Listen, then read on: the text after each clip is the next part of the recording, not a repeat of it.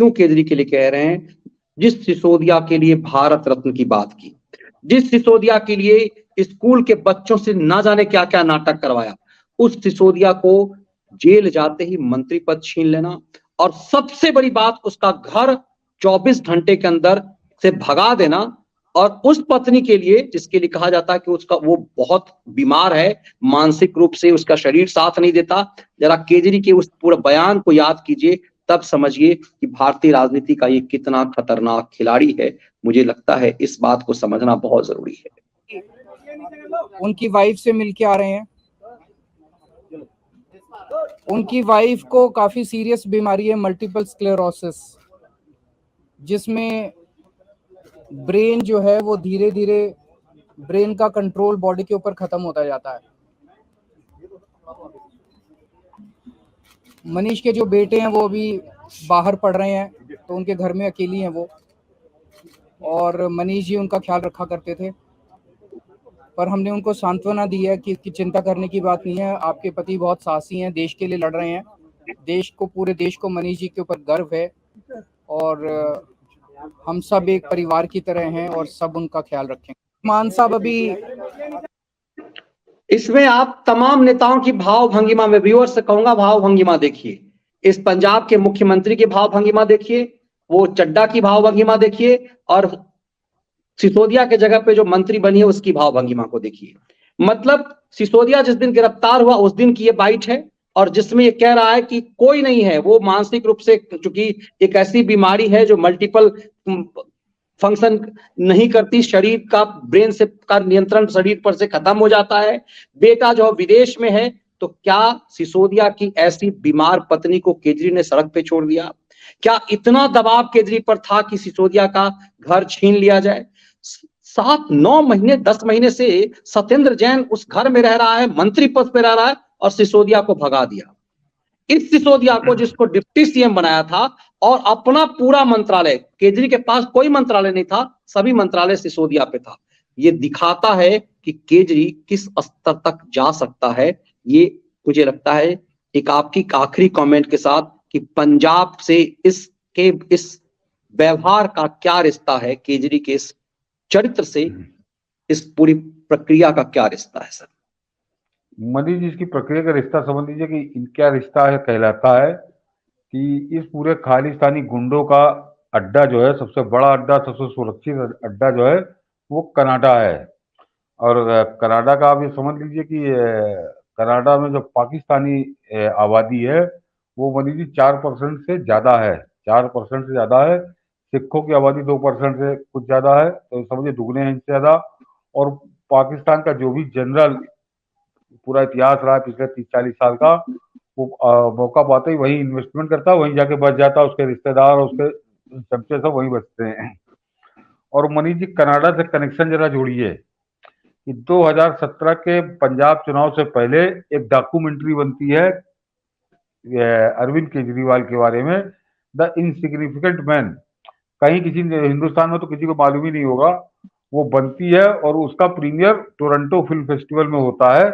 और आपकी पूरी टीम जाती है, आपकी पूरी टीम जाती है। केजरीवाल के जाने पे वहां की सरकार रोक लगा देती है, कि कहती है कि हमारे आप चुनावी प्रोपेगेंडा नहीं कर सकते, तो वो इसलिए आप नहीं आएंगे। तो इसको वीजा नहीं मिला था, इस वजह कि चुनावी उसमें मैं जा रहा था महफिल में।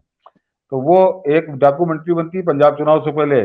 और अभी मनीष जी पिछले साल एक डॉक्यूमेंट्री और बनी, वाइल वी वॉच्ड। उस डॉक्यूमेंट्री का भी प्रीमियर टोरंटो में ही हुआ, उसको भी अवार्ड मिला। केजरीवाल की डॉक्यूमेंट्री को भी अवार्ड मिला था। उस डॉक्यूमेंट्री का हीरो केजरीवाल था, और ये जो मैं पिछले साल की बता रहा हूँ, सितंबर अक्टूबर की, वाइल वी वॉच्ड, उस डॉक्यूमेंट्री का हीरो रवीश कुमार था। तो भारत विरोधियों का अड्डा कनाडा में, भारत खालिस्तानी गुंडों का अड्डा कनाडा में, तो यही वहां मैनेज करते हैं इन लोगों के लिए। और यहाँ पे खैराती को टोरंटो फिल्म फेस्टिवल का ऐसा गाना गाते हैं कि पूछिए मत, जैसे कोई बड़ा वो तीर्थ स्थल है इन लोगों का।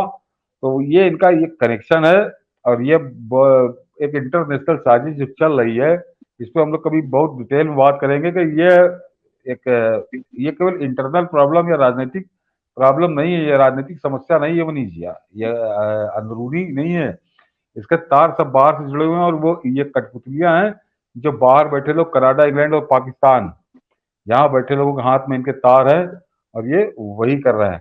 और एक बात मनीष जी चलते चलते जवाब दे दूं, जो अभी आपने मनीष सिसोदिया की पत्नी ने लिखा है, किसी सज्जन ने कमेंट किया था, इसी केजरीवाल के बड़े समर्थक थे या जो भी कहिए, कि केजरीवाल ने ठीक किया क्योंकि सिसोदिया मंत्री नहीं है तो उसको नोटिस देना ही था। तो आज समझ लीजिए अंतर क्या है कि केजरीवाल ने 7-8 महीने तक सत्येंद्र जैन से इसीलिए नोटिस नहीं दिया था, उससे इसीलिए मंत्री पद नहीं लिया था ताकि उसके बीवी बच्चों को बंगला ना खाली करना पड़े और उसके बीवी बच्चों को 7-8 महीने तक मंत्री की पूरी तनख्वाह मिलती रही। जरा समझिए, जब बेशर्मी पे आ जाता आदमी, तो सत्येंद्र जैन के लिए इसने इसीलिए 7-8 महीने बेशर्मी दिखाई थी कि उसका परिवार बंगले में रहे और उसके परिवार को पूरी तनख्वाह मंत्री की मिलती रहे, सारी सुख सुविधाएं, मंत्री का प्रोटोकॉल उनके परिवार को मिलता रहे। लेकिन वो बेशर्मी इसने सिसोदिया को नहीं दिखाई, सिसोदिया के लिए ये फर्क है। बिल्कुल सर, मुझे लगता है हर सिसोदिया को समझना चाहिए वो अहंकार को, और वक्त की चोट क्या होती है। सिसोदिया इतने अहंकार में था कि मैं शिक्षा मंत्री हूँ। एक पत्रकार ने पूछा था तुम्हारा बेटा विदेश में क्यों पढ़ता है जब तुम कहते हो कि दिल्ली में इतनी अच्छी व्यवस्था है, तो कहा क्या शिक्षा मंत्री, किस संविधान में लिखा है शिक्षा मंत्री का बेटा सरकारी स्कूल में पढ़ेगा। ये अहंकार था सिसोदिया का। बकौल कुमार विश्वास सिसोदिया ने कहा था कि हाँ अब तुम्हारे में बहुत अंतर है, मैं इस देश दिल्ली का डिप्टी सीएम हूँ। आज सिसोदिया को अपनी औकात पता चल रही होगी, अपनी बीमार पत्नी सड़क पर है और किसी लायक नहीं है। क्यों सिसोदिया जैसे लोगों को, अयोग्य लोगों को, जितने योग्य थे सबको लात मार के केजरी ने बाहर कर दिया, एक बेहद अयोग्य व्यक्ति को दिल्ली का डिप्टी सीएम बनाए रखा और ऐसे व्यक्ति को का महिमा मंडन करके छापा गया न्यूयॉर्क टाइम्स में। ये बताता है कि टेलीविजन चैनलों में भी जो हम लोग अक्सर बात हैं, कैसे अयोग्य संपादकों को हाथ मसलने वाला और सनसनीबाजों का गैंग टेलीविजन चैनलों पे संपादक रहा। उसी ढंग से राजनीति में होती है, हर जगह जब आप चापलूसी कर लेते हैं तो आपको बड़ा पद, बड़ी कुर्सी मिल जाती है, लेकिन अंत में गत आपकी सिसोदिया वाली होती है। तो ये भी एक मैसेज है। सिसोदिया कोई दया का पात्र तो सर कतई नहीं हो सकता, लेकिन मुझे लगता है कि हम और सतीश जी भारत सरकार से निवेदन करते हैं कि पंजाब जैसे राज्य को हल्के में ना लिया जाए। मुझे लगता है कि सरकार बहुत गंभीरता से इस पे सोच रही होगी और 1-2 दिनों के अंदर एक्शन होगा। एक कुमार सिंह जी का सवाल इसी से जुड़ा हुआ है। मुझे लगता है मोदी के धैर्य से सब बर्दाश्त कर देश को आगे ले जाने के सपने पर दिल्ली व पंजाब की जनता का कोट रूपी सोच भारी पड़ रहा है, जिन्होंने केजरी को ताकत दिया है। बिल्कुल ये वही बात कर रहे हैं जो हम लोग कर रहे हैं।